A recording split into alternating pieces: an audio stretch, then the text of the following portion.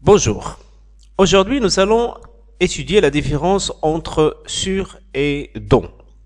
Donc, il paraît que l'emploi de ces deux prépositions est évident et facile, mais attention, ce n'est pas dans tous les cas.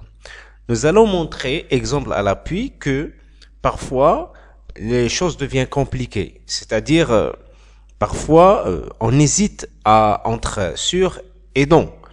On n'arrive pas à utiliser correctement la préposition. Nous allons mettre au clair ces différentes ambiguïtés et je vais vous donner des astuces qui vont vous aider pour bien choisir la préposition qui convient selon le contexte.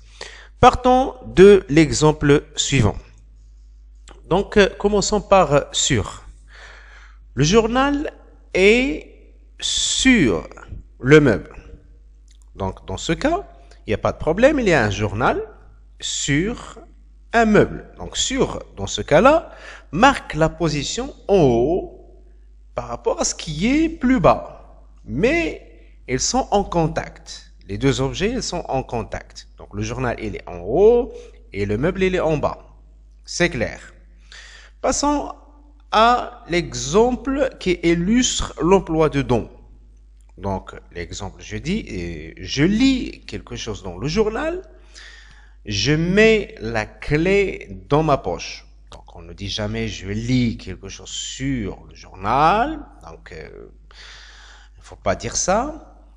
Et parce que je lis dans le journal et pas sur le journal, je mets la clé dans ma poche. Alors, comme le montrent ces deux exemples, marque la position à l'intérieur. Donc, je mets les clés à l'intérieur de ma poche. Donc, jusqu'ici, il n'y a pas grand problème à identifier la préposition convenable, appropriée. C'est facile à connaître la préposition même pour les débutants, mais à mesure que nous avançons dans le cours, les choses deviennent de plus en plus compliquées. Donc, par exemple, qu'est-ce qu'on veut dire pour la chaise et pour le fauteuil? Donc, je dis je suis sur la chaise, mais je ne dis pas je suis sur le fauteuil. Pourtant, ce sont deux sièges. Mais il y a la différence ici dans l'emploi des prépositions. Donc, on préfère utiliser sur pour la chaise et dont pour le fauteuil. Donc, qu'en est-il pour le lit? Donc, le lit, ça dépend du contexte. La préposition ici dépend étroitement du contexte. Lorsque je suis allongé sur le lit et je n'ai pas l'intention d'y rester longtemps, ça veut dire de dormir ou bien de passer la nuit, etc., dans le lit. Donc, je préfère la première préposition, à savoir sur.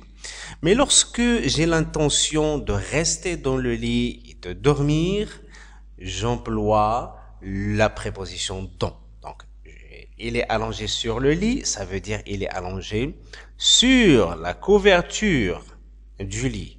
Donc, il n'a pas l'intention de dormir.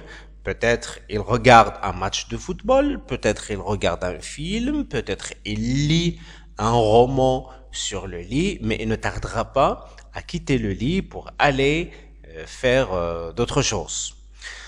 Mais lorsque l'on dit il est couché dans le lit, ça veut dire qu'il va se préparer pour dormir. Il va dormir, il va se coucher. Donc, il va passer la nuit là-bas. Ça dépend donc de l'intention, ça dépend du contexte.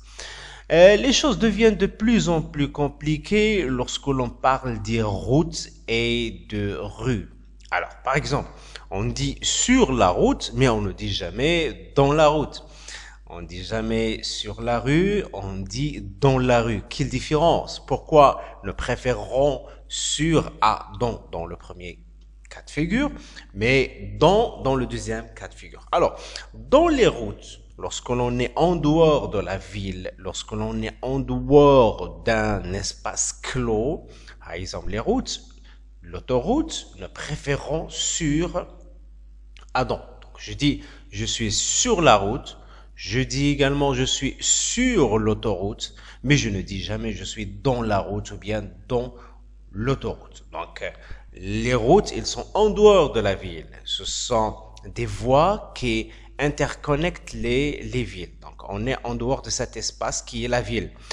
Lorsque l'on est à l'intérieur de la ville, lorsque l'on est dans cet espace clos, on préfère la préposition dans. Je dis je suis dans la rue et je ne dis pas je suis sur la rue. Et l'on va de même pour le vouloir, plutôt pour l'avenue, pour le boulevard. Alors tout ça, tous ces termes-là désignent des rues. Ce sont des rues à l'intérieur de la ville. Donc je vais dire je suis dans le boulevard, je suis dans l'avenue, je suis dans la rue. Mais je dis je suis sur la route et sur l'autoroute. Donc, je préfère apporter quelques clarifications au niveau des deux emplois. Je vous donne rendez-vous à la séance prochaine et au revoir.